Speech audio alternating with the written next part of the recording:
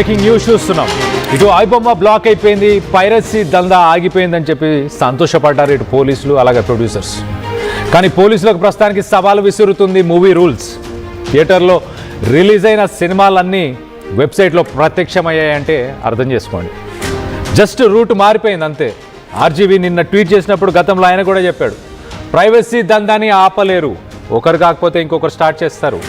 Because చాలా convenient. ఒక్క లింక్తోని ఇంట్లో ఫోన్లోనే చూసేయచ్చు. పాప్కార్న్ అంతా పెట్టి సెట్ చేసుకొని ఫ్యామిలీ అంతా కూర్చొని వీకెండ్కి ఇంట్లోనే సినిమా చూడొచ్చు కదా. ఇంత కన్వీనియంట్గా ఉన్నప్పుడు థియేటర్కి వెళ్ళాలని ఎఫర్ట్స్ ఎందుకు పెడతారు? ఎవరైనా ఎందుకు ఎఫర్ట్స్ పెడతారు? సో మొత్తానికైతే ఇప్పుడు తలనొప్పిగా మారింది ఇటు మూవీ రూల్స్ కూడా. సినిమాలు రిలీజ్ అయ్యాయి, మొన్న 3 సినిమాలు రిలీజ్ అయ్యాయి. ఇటు 12A railway colony, Allari Naresh నటించిన రైల్వే కాలనీ, అలాగే సంతాన ప్రాప్తి రస్తు, అలాగే రాజు వెడ్స్ రాంబాయ్. రాజు వెడ్స్ రాంబాయ్ గురించి ఒక మాట మాట్లాడుకోవాలంటే, ఈ పైరసీ సినిమా రేట్లు ఎక్కువ ఉన్నాయని చెప్పి ప్రజలు సోషల్ మీడియాలో డిస్కస్ చేసిన తర్వాత రాజు వెడ్స్ రాంబాయ్ సినిమా టికెట్ రేట్లు తగ్గిస్తానని చెప్పి ఆ సినిమాకి సంబంధించిన వాళ్ళు చెప్పుకొచ్చారు.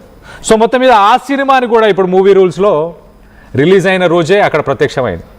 సో ఇటు 12A రైల్వే కాలనీ, అలాగే సంతాన ప్రాప్తిరస్తు, అలాగే రాజు వెడ్స్ రాంబాయ్, మొత్తానికి ఇటు ప్రొడ్యూసర్స్కి అలాగే పోలీసులకి తలనొప్పిగా మారారు. 3 పువ్వులు 6 కాయలుగా పైరసీ దందా కొనసాగుతూనే ఉంది. ఐబొమ్మ కంటే ముందు నుంచే మూవీ రూల్స్ ఉంది. ఆ మూవీ రూల్స్ని కూడా మరి పోలీసులు పట్టుకునే ప్రయత్నం చేస్తున్నారా? మొత్తం మీద ఇటు సినిమాకి సంబంధించిన, సినీ ఇండస్ట్రీకి సంబంధించిన పెద్దలు, సినీ ఇండస్ట్రీకి సంబంధించిన ప్రొడ్యూసర్స్, నిర్మాతలు, వీళ్ళందరూ ఒక్కసారి తలలను పట్టుకున్నారు ప్రస్తుతానికి. శుక్రవారం రిలీజ్ అవుతున్నాయి, వీకెండ్కి ఆల్రెడీ మూవీ రూల్స్ ఆన్లైన్ కనిపిస్తూనే ఉన్నాయి. సినిమాలు మనం చూడొచ్చు అక్కడ మూవీ రూల్స్, దాంట్లో లిస్ట్ అవుట్ చేసి ఉన్నాయి కొత్త సినిమాలన్నీ కూడా.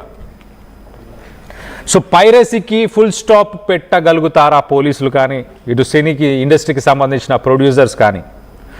ప్రజలకి కన్వీనియంట్గా సినిమా అందుబాటులోకి వచ్చినంత కాలం, సినిమా రేట్లు పెరిగినంత కాలం, టికెట్ రేట్లు పెరిగినంత కాలం ఇలా జరగబోతుందా? మూవీ రూల్స్ని సైతం క్లోజ్ చేయాల్సిందేనా? దానిపై మీ అభిప్రాయాలని ఆర్టీవీతో పంచుకోండి. దీనికి సంబంధించి మరిన్ని వివరాలు తెలుసుకునే ప్రయత్నం చేద్దాం. మా సీనియర్ ప్రతినిధి రవిచంద్ర ఉన్నారు, ఆయనతో మాట్లాడి తెలుసుకునే ప్రయత్నం చేద్దాం. రవిచంద్ర గారు చెప్పండి, అసలు ఇటు 3 సినిమాలకు సంబంధించిన ప్రొడ్యూసర్స్ వాళ్ళు ఏమంటున్నారు? రిలీజ్ అయిన రోజే, అందులో వీకెండ్, ఎంతో కలెక్షన్ రావాలి అని ఎక్స్పెక్ట్ చేస్తుంటారు. వాళ్ళ పరిస్థితి ఎలా ఉంది? తెలుగు చిత్ర పరిశ్రమకి అలాగే భారత చలనచిత్ర పరిశ్రమ కూడా పైరసీ అనేది ఒక వైరస్ లాగా పట్టింది. ఆ పైరసీ నుంచి చిత్ర పరిశ్రమ బయటపడాలి అని గత కొన్ని సంవత్సరాలుగా ప్రయత్నాలు అయితే జరుగుతున్నప్పటికీ కూడా వాటిని ఎక్కడ కూడా అరికట్టలేకపోయారు. ఇంకా సరికొత్త వెబ్సైట్స్, సరికొత్త సోషల్ మీడియా ప్లాట్ఫామ్స్ లో ఈ పైరసీ అనేది రోజు రోజుకి పెరిగిపోతూనే ఉంది.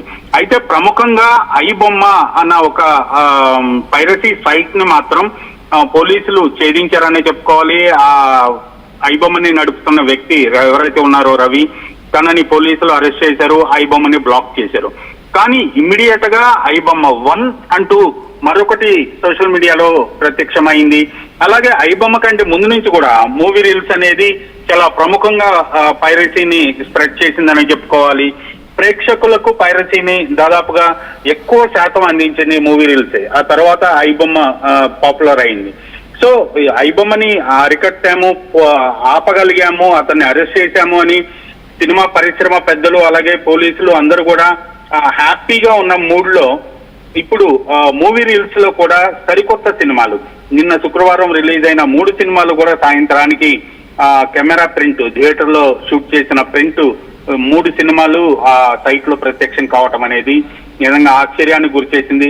అంటే ఒక సైట్ కి సంబంధించిన వ్యక్తిని అరెస్ట్ చేసి జైల్లో పెట్టి రిమాండ్ లో ఉంచి అతన్ని విచారణ చేస్తున్న నేపథ్యంలో కూడా మిగిలిన వాళ్ళు కనీసం భయపడకుండా యాజ్ ఇట్ ఈజ్ గా వాళ్ళ కార్యక్రమాన్ని అలాగే కొనసాగిస్తున్నారు.